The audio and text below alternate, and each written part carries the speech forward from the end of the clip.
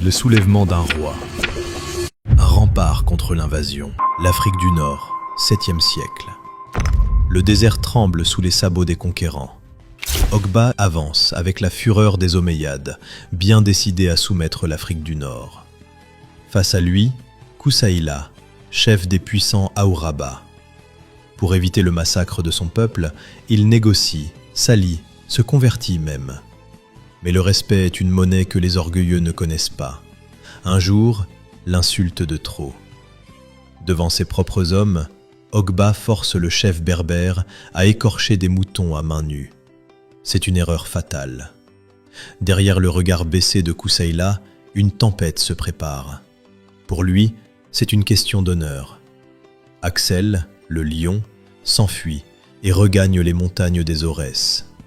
En 683, le piège se referme à Taouda.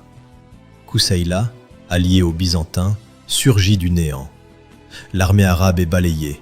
Ogbah ibn Nafi est tué. Koussaïla ne s'arrête pas là.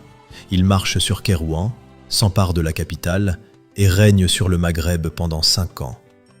Il prouve au monde que les Amazighes ne sont pas un peuple qu'on asservit, mais une nation qu'on respecte. Mais les empires ne dorment jamais. En 688, les renforts omeyyades déferlent de nouveau. À la bataille de Mamma, Koussaïla tombe l'épée à la main.